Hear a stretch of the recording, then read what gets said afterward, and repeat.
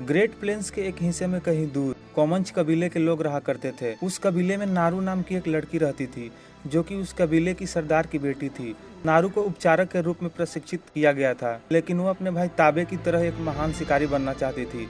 एक दिन नारू को हिरन का पीछा करते समय आकाश में एक अजीब सी रोशनी दिखाई देती है। वो इसके बारे में अपने साथियों से बताती है, लेकिन वो इनका विश्वास नहीं करते। लेकिन वास्तव में वो एक प्रीडेटर ड्रॉप शिप था, जिससे एक शिकारी धरती पर आ जाता है। एक दिन उनके कबीले के एक सदस्य को शेर पकड़ कर ले जाता है। नारू और उसके कुछ साथी उसे ढूंढने जंगल में जाते हैं। नारू को वो घायल अवस्था में मिलता है, जिसका वो इलाज करते हैं और उसे कबीले में भेज दिया जाता है।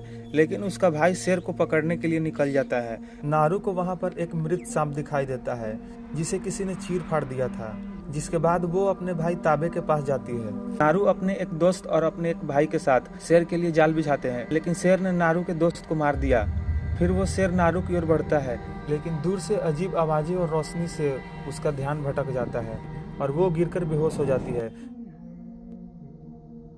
जब उसे होश आता है तो वो अपने आप को अपने घर पर पाती है। उसे पता चलता है कि ताबे ने उसे घर पर लाया था। कुछ देर बाद ताबे शेर का सर लेकर अपना कबीला वापस आता है। उसे युद्ध प्रमुख की उपाधि दी जाती है। जंगल में एक बड़े खतरे की प्रति अस्वस्थ होकर नारू अपने कुत्ते सरी को लेकर चली जाती है। वह एक दलदली गड्ढे में गलती से गिर जाती है, लेकिन वो बाल बाल बचती है। परंतु वहाँ पर एक भूरे भालू ने उसे घेर लिया। तभी वहाँ पर वो प्रीडेटर आ जाता है और भालू को मार देता है। नारू मौके का फायदा उठाकर पानी के जरिए वहाँ से भाग जाती है। वो अपने कबीले के दोस्तों से मिलती है, जिसे नारू को खोजने के लिए भेजा गया था। वहाँ प्रीडेटर घात लगाकर बैठा था। वो एक एक करके उन्हें मारता है।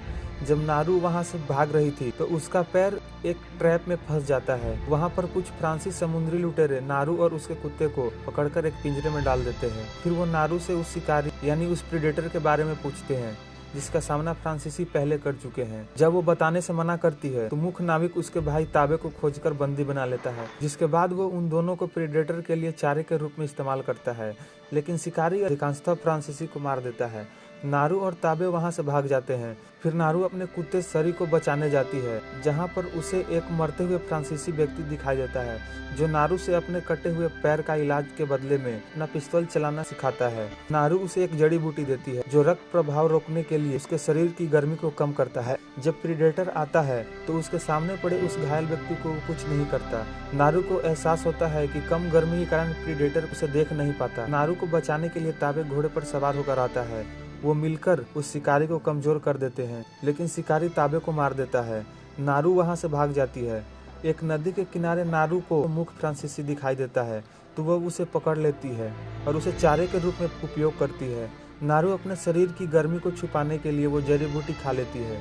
जब प्रीडेटर वहां पहुंचता है तो वो पिस्तौल से उस पर गोली चला देती है, जिसकी वजह से उसका मुखौटा टूट जाता है। वह उस मुखौटे को चुरा लेती है और उसे लालच देकर दलदल में ले जाती है, जहां वह गड्ढे के सामने मुखौटे को रख देती है।